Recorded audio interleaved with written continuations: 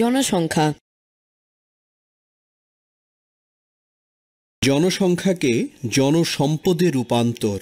একটি দেশের অর্থনৈতিক উন্নয়নের অন্যতম শর্ত হল দক্ষ জনশক্তি। দক্ষ জনশক্তির মাধ্যমেই মূলধন ও প্রাকৃতিক সম্পদের সুষ্ঠু ব্যবহার করা সম্ভব। আমাদের মূলধন কম থাকতে পারে, এখানে মূলধন মানে অর্থ। আমাদের কিন্তু প্রাকৃতিক ও মানব সম্পদ রয়েছে। আমরা কিভাবে আমাদের এই বৃহৎ সম্পদকে কাজে লাগাতে পারি?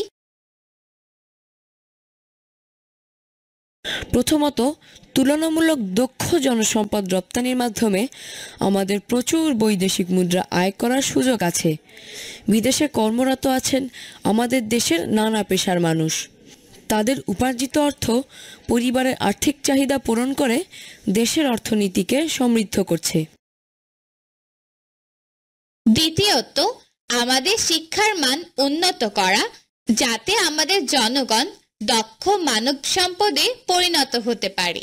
সরকারি সহায়তায় বৃত্তিমূলক প্রশিক্ষণ কর্মসূচির ব্যবস্থা করে এই শ্রমিকদের দক্ষ শ্রমশক্তিতে রূপান্তর করা যায়।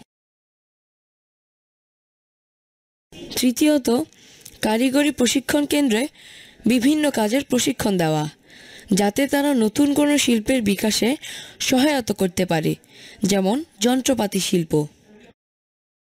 এসো বলি। একটি চলমান শিল্পে পাশের পৃষ্ঠার ডায়াগ্রামটি কিভাবে কাজ করে তা ব্যাখ্যা করো। উদাহরণ হিসেবে কাগজ কলের নাম উল্লেখ করা যেতে পারে। কাগজ কলের জন্য কী ধরনের মূলধন, প্রাকৃতিক সম্পদ এবং মানব সম্পদ দরকার তা বর্ণনা করো। কাজটি ছোট দলে করো।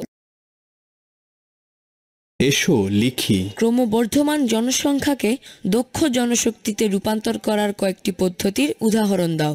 কাজটি জোড়ায় করো। মানব সম্পদ উন্নয়ন। উদাহরণ: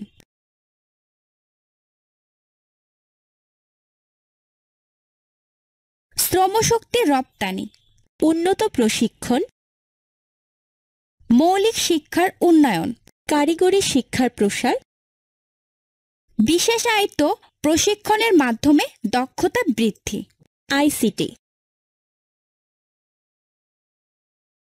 আরো কিছু করি। মনে করো তোমার এলাকায় একটি নতুন শিল্প স্থাপন করা হবে। সেক্ষেত্রে নিচে তিনটি শিরোনামে কোন কোন জিনিস প্রয়োজন হবে? কাজটি ছোট দলে করো। মূলধন, প্রাকৃতিক সম্পদ, মানব সম্পদ। যাচাই করি। সঠিক উত্তরের পাশে টিক চিহ্ন দাও। অর্থনৈতিক উন্নয়নের জন্য নিচের কোন সম্পদটি সবচেয়ে বেশি প্রয়োজন? ক. যন্ত্রপাতি শিল্প, খ. অবকাঠামোগত উন্নয়ন, গ. পোশাক, ঘ. মূলধন। ঘ. মূলধন।